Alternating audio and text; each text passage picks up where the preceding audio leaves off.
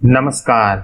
चक्रवृद्धि ब्याज निकालना सीखेंगे हम लोग, चाहे वो कितने ही साल के लिए हो, आप झट से निकाल पाओगे बस इसके द्वारा। जी हाँ, अगर आपको इसका पावर याद नहीं रहता है तो उसे भी मैं याद करना सिखा दूंगा। चलिए, जैसे 11 का स्क्वायर 121, तो आपको याद होगा 11 का क्यूब होता है 1331, 11 का पावर 4। भाई, इतना पावर कौन याद रखता है? तो चलिए मैं आपको शॉर्ट ट्रिक बताता हूँ। इसके लिए आपको करना क्या होगा, ये पीछे जो आपका 1 है, ये 1 को आप पहले लिखोगे यहाँ पर 1, फिर आप क्या करोगे, एक के बाद एक को जोड़ते चल जाओगे। 3 + 1 कितना हो जाएगा, यहाँ पर 4 हो जाएगा। फिर यहाँ 3 + 3 कितना हो जाएगा, 6 हो जाएगा। फिर आपका 1 + 3 कितना हो जाएगा, 4 हो जाएगा। इस तरह से, और एक जैसे को तैसा उतार देंगे। इस तरह से हमें मिल जाएगा 1 4 6 3 1 4 और 1। इस तरह से आप पावर 5 का भी आप निकाल सकते हो। मैंने जो है 11 का शॉर्ट ट्रिक के लिए वीडियो बना कर रखा है, लिंक आपको डिस्क्रिप्शन में मिलेगा। आपको अगर सीखना हो तो वहां से सीख सकते हैं। तो चलिए, अब इसकी मदद से हम लोग कैसे निकालेंगे ये हम लोग देखते हैं। जैसे यहाँ आप ध्यान दीजिए, ये 2 और 1 है और हम लोग ये स्क्वायर के लिए कर रहे हैं, तो हमारा 2 वर्ष के लिए फॉर्मूला बन जाएगा 2:1। आप इस याद रखिए, और इसका यूज कैसे होगा ये हम लोग आगे देखेंगे। इसी तरह से अब तीसरे वर्ष के लिए हम लोग का रेशियो कितना हो जाएगा, 3 3 1। ठीक है। चौथे वर्ष के लिए हमारा रेशियो कितना हो जाएगा, 4 6 4 1। ठीक है। इस तरह से आप 5वें वर्ष के लिए आप कैसे निकाल सकते हो, इसी तरह से आप अगर निकालना चाहो तो कैसे हो जाएगा, 5 वर्ष के लिए 1 4 और 1 हो जाएगा 5, 6 और 4 हो जाएगा 10, फिर 6 और 4 हो जाएगा 10, और 4 और 1 मिला के हो जाएगा 5। इस तरह से आप 5 वर्ष के लिए भी निकाल सकते हो, पर एग्जाम में जनरली 2 वर्ष या 3 वर्ष रहते हैं, अधिकतम 4 वर्ष के लिए रहते हैं। तो आज जो है हम लोग हर एक तरीके से सीखेंगे। पहले तो एक बेसिक कॉन्सेप्ट जो होता है उसके तहत भी सिखाऊंगा, जो मैंने ये जो आपको नियम सिखा रहा हूँ, दिखा रहा हूँ, इसके तहत भी सिखाऊंगा, और एक प्रतिशत के नियम से भी चक्रवृद्धि ब्याज निकालना सीखेंगे। आप इसको अच्छे से सीखिएगा, जो भी तरीका आपको अच्छा लगे आप उसको अप्लाई करिएगा। तो चलिए स्टार्ट करते हैं। पहला सवाल है, 50,000 की धन को 8% वार्षिक ब्याज की दर से 2 वर्ष की अवधि के लिए चक्रवृद्धि ब्याज कितना होगा। तो यहाँ पर हमारा P दे दिया गया है 50,000, R दे दिया गया 8% और समय दे दिया गया है 2 वर्ष। ठीक है। तो अब जो है, जो हम लोगों ने अभी जो नियम सीखा उसके लिए हमें क्या करना होगा, पहले ही जो है 50,000 का 8% ब्याज देना पड़ेगा पहले वर्ष में। तो हम लोग निकालेंगे 50,000 का 8%, मैंने 50,000 गुना 8/100 अगर करते हैं तो ये 2 0 आपस में कट जाते हैं। 500 गुना 8 हो गया, 8 5 40, यानी कि 4,000 रुपए। ठीक है। अब चक्रवृद्धि का मतलब क्या होता है, ब्याज पर ब्याज, यानी ये जो 4,000 रुपए दिया गया है, फिर इस पे आपको दूसरे वर्ष में 8% और ब्याज देना होगा। तो कितना हो जाएगा, 4,000 का 8% हम निकालते हैं, 4,000 गुना 8/100, बस उसी तरीके से ये 2 0 आपस में कट जाते हैं, तो 8 चौके आ गया 32, यानी 320 रुपए हो गए। ठीक है। इस तरह से हमारा कुल ब्याज निकालने के लिए अब क्या करेंगे, हम लोगों ने जो अभी फॉर्मूला अभी सीखा, क्या सीखा था, 2 वर्ष के लिए यहाँ पर 2:1, यानी कि पहले वाला जो है उसके साथ गुना 2 करेंगे और दूसरा वाला जो है उसके साथ गुना 1 करके बस उसका वैल्यू लिख लेंगे। तो 4,000 का 2 गुना कितना हो गया, 8,000, और 320 गुना 1 हो गया 320। इस तरह से अगर हम यहाँ पे आपस में जोड़ लेंगे तो हमारा कुल ब्याज निकल जाएगा, कितना हो जाएगा, 8,320। ठीक है। इसमें से ये जो है ऊपर वाला हिस्सा आपका SI हो गया, ये पूरा वाला जो है आपका ये CI हो गया, और जो है यहाँ पर ये जो 320 रुपए होता है ये आपका हो गया अंतर। इस तीनों का ही आप लोग मैथ करते वक्त उपयोग करते हैं, तो इसको आप आसानी से इस तरीके से निकाल सकते हैं। ठीक है। तो हम लोगों ने क्या किया, पहले उसका 8% जो दिया था उसको निकाले, और फिर जो निकला उसका फिर हम 8% निकाले, और 2:1 का जो हमारा सूत्र है उसको हम लोग अप्लाई कर लिए, और बस उसको हम जोड़ लिए, तो इस तरह से हमें ये निकल गया। ठीक है। अब जो है इसका हम लोग दूसरा एक प्रतिशत का नियम से हम लोग सीखते हैं। तो उसके लिए हम लोग को क्या करना होगा, केवल प्रतिशत पे फोकस कीजिए। यहाँ कितना दिया है, 8%, प्रतिशत को हम 8/100 कर सकते हैं। तो इसको अगर हम काट लेते हैं तो कितना हो जाएगा, 2 चौके 8 होगा, 4 25 में 100 होगा। इस तरह से हमारा निकल जाएगा 2/25।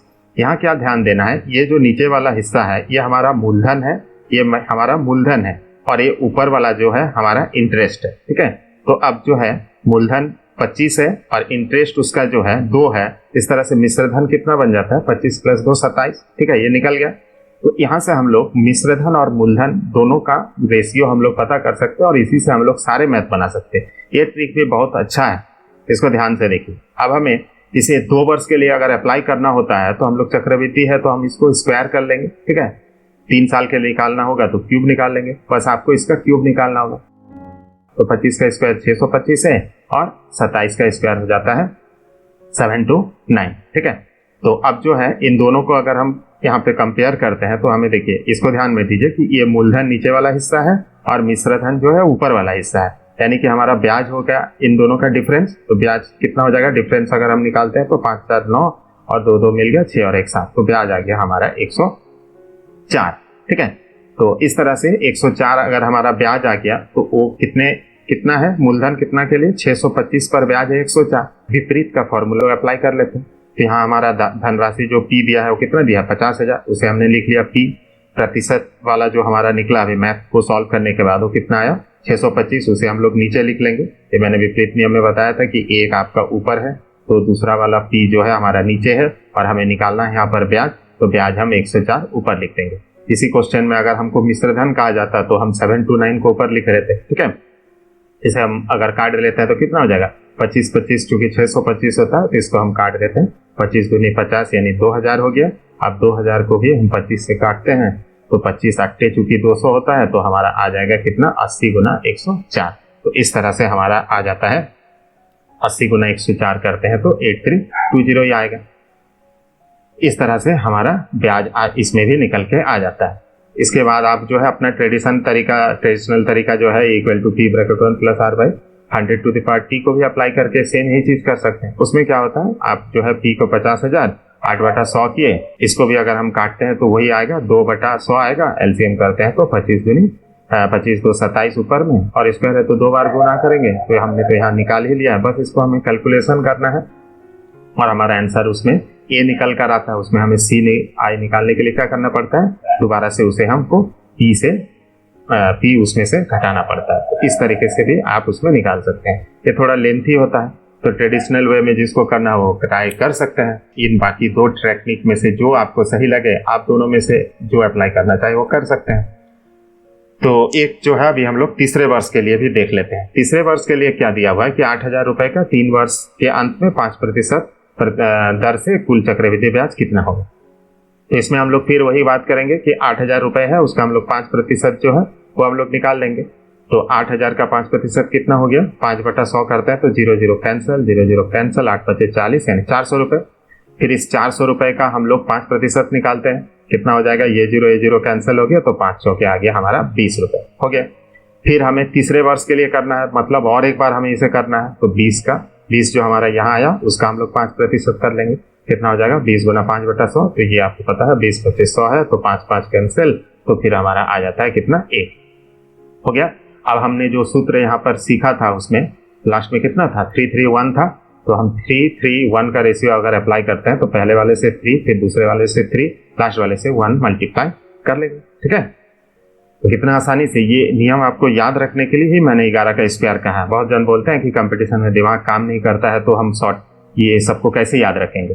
तो भाई 11 का स्क्वायर वो वाला तो याद रहेगा, और उसको 11 को कैसे आप निकाल सकते हो जल्दी जल्दी square cube two the power 5, उसके लिए मैं ट्रिक जो बता रहा हूँ 11 का बहुत आसानी से एकदम मुंह जबानी आप पहाड़ा कर सकते हो। उसके लिए आपको ट्रिक जो है वो भी मैं लिंक डिस्क्रिप्शन में दूंगा, आई बटन में भी रहेगा, आप जरूर देख लीजिएगा। तो 11 का भी आपको दिक्कत नहीं होगा पहाड़ा पढ़ने में, ठीक है। तो ये आपको शॉर्ट ट्रिक भले ही है लेकिन हमेशा आपको दिमाग में याद रह जाएगा। इस तरीके से मैं समझा रहा हूँ। 4 दिया कितना हो गया 1200, 30 दिया कितना हो गया 60, 1 गुना 1 1, तो कुल ब्याज हमारा क्या है, तीनों को हमको जोड़ लेना है, तो कितना हो गया 1261 रुपए। बस झटाक से निकल गया एक के साथ में, ठीक है।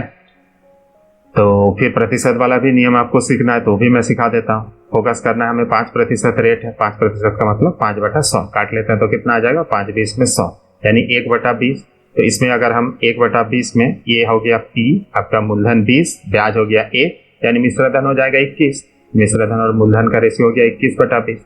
अब ये हमें कितने वर्ष के लिए सॉल्व करना है, 3 वर्ष के लिए सॉल्व करना है, यानी कि क्यूब करना पड़ेगा। तो 20 का क्यूब हो गया 2 दूनी 4 दूनी 8 यानी 800, और 21 21 होता है 441, 441 को फिर 21 से गुना कर लेंगे तो आ जाएगा 9261। तो इसमें हमारा ऊपर मिश्र धन है, नीचे मूलधन है, तो ब्याज हमारा क्या होगा, दोनों को माइनस कर लेते हैं। तो ये तो मुंह जबानी निकल रहा है ना, 1261 रुपए हो गया, बस बात खत्म। अब ट्रेडिशनल में करना है तो करिए भाई आप। a = p = 1 + r/100 स्कूल के बच्चे लोगों को दिखाने के लिए ये तरीका सही है। टीचर लोग तो यही नियम से कराने बोलेंगे, ट्रिक तो अप्लाई करनी है तो मना करेंगे।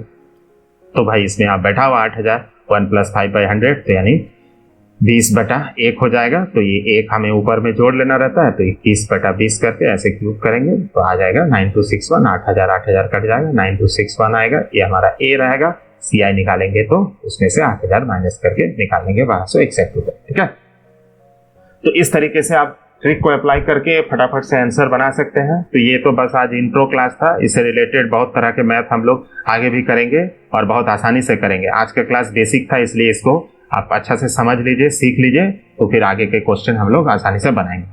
और वीडियो अंत तक देखने के लिए बहुत बहुत धन्यवाद। अगर अच्छा लगा हो तो लाइक बटन दबा दीजिए भाई, कंजूसी मत करिए, और चैनल को सब्सक्राइब करिए। Thank you for watching.